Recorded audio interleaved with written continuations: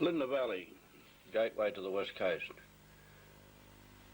When the Lyell Highway was constructed up this valley and over the mountain range to Queenstown in 1932, it formed the only road link with the west coast and the rest of Tasmania for many years. But on its way to the entrance of the Linda Valley, the Lyell Highway crossed over the valleys of the King and Princess River. And it's these two valleys that are the centre of interest today. They've been selected by the Hydroelectric Commission to form a vast water storage area for their new King River power scheme.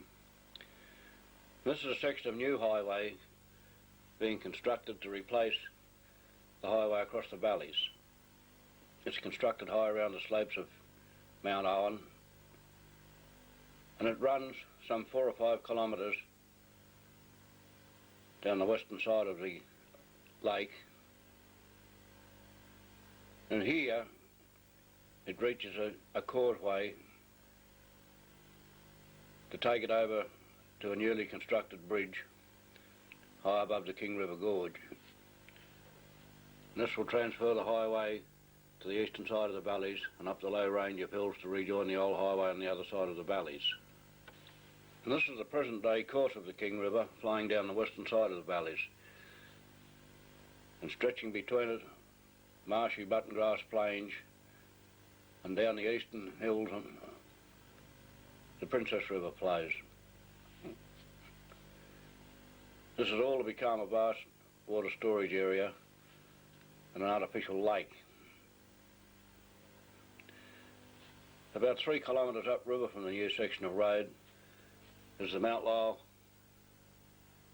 King River picnic ground. And it's been the venue of the Mount Lyell picnics for their workforce since the opening of the highway in 1932. A replacement picnic ground has been built on the eastern shores of the lake, but this ground will hold a lot of sentimental values for the older workforce of Mount Lyell. This was one of the first picnics held here at the river after the opening of the Lyell Highway.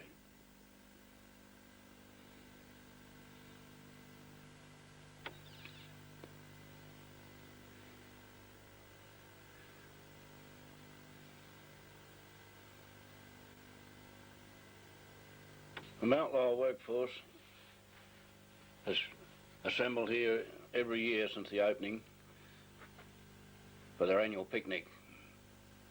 There's also been a venue for the people that lived in the valleys and the surrounding areas.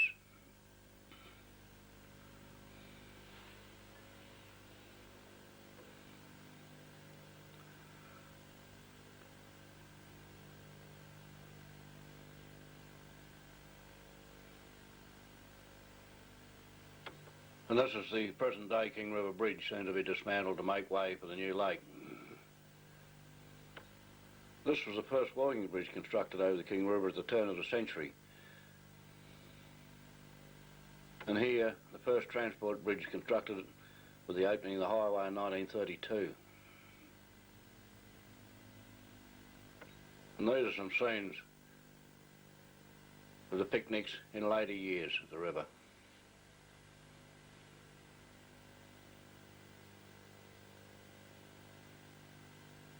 A short drive across the King Valley and over a low range of hills brings us to the Princess Valley.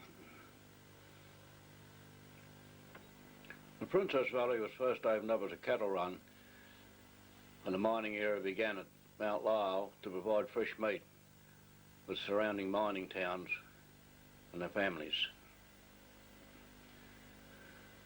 Princess Valley for the men looking after the cattle.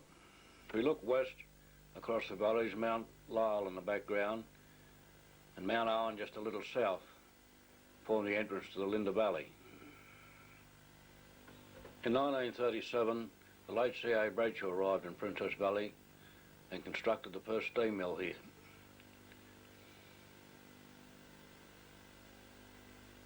And this turned the settlement into a sawmilling settlement.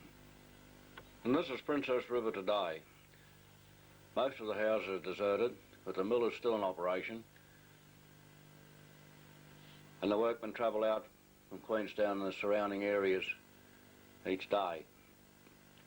And this is the site of the first mill that was constructed here in 1937.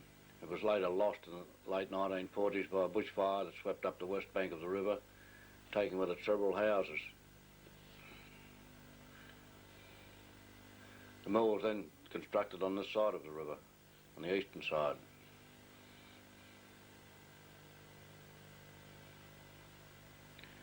And this began work in 1957 and is still working today. In the background, the Raglan Range, and this provided the King William pine for the mills from the late 1930s up until the early 60s before the supply was exhausted. The mill then turned to hardwood, and it was about this time that the family started to drift away also from the Princess.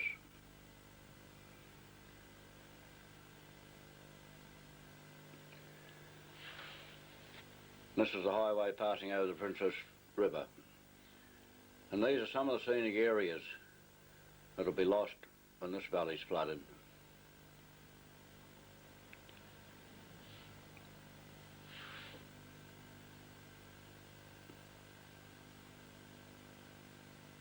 This quiet corner was used by the locals as a swimming hole during the summer. It was also well stocked with brook trout.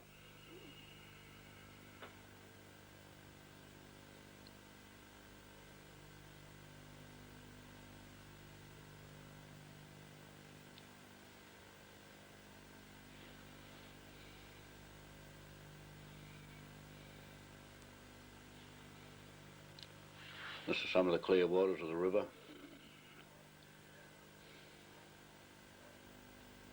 And this is the residence of the late C.A. Bradshaw. The late C.A. Bradshaw and some of his family members that were raised in this home.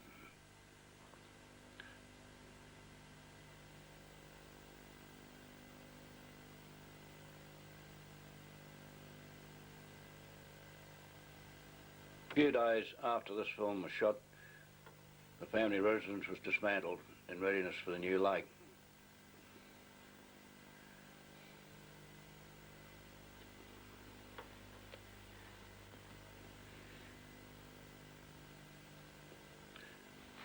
It was here that all logging and timber milling operations were directed over the years until the family grew up, and then it was formed into a family company and is operating today as such.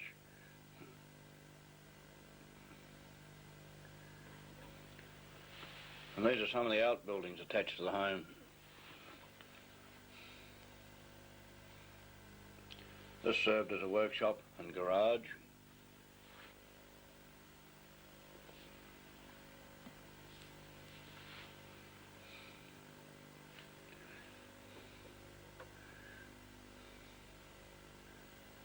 The traditional outdoor loo.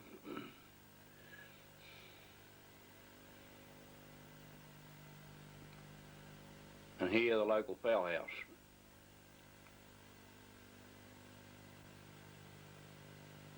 This was known as the local garage, and it was from here that each morning that the men were picked up by a lorry and transported to the Raglan Range to cut the King William pine logs for the mill. The logs were felled each day and transported down to the mill. And these are some of the scenes of the loading of the logs on the Raglan Range.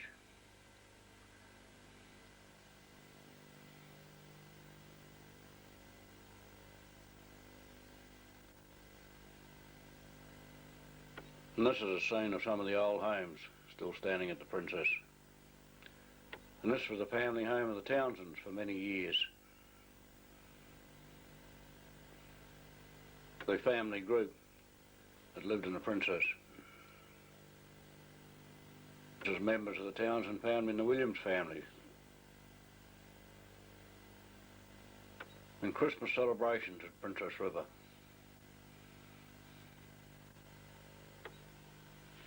And the families that lived here at Princess River were hard workers and hard drinkers. And the valley used to echo to the music of the old windjammer and several musical instruments accompanying it for most weekends during the year. These are some of the workshops and garages that served some of these residences.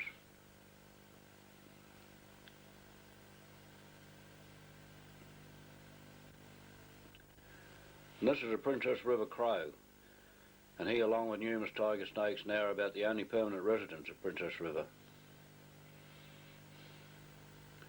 And this is one of the last houses to be lived in at the Princess. It too is now empty.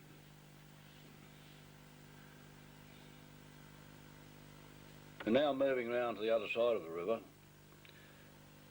and these too are some of the homes lived in by the families over the years.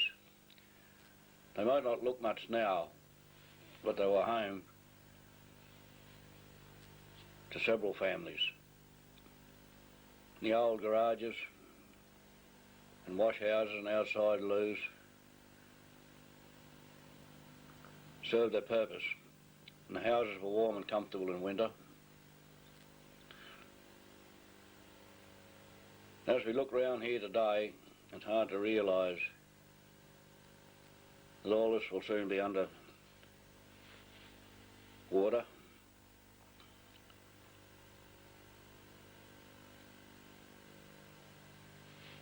And the question uppermost in people's minds is whether the new lake will compensate for the loss of these valleys and the history they hold.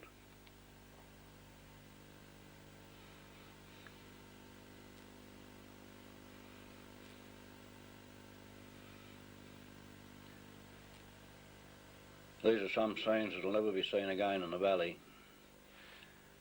and they'll bring back memories to a lot of the older members of the families that lived here and worked here.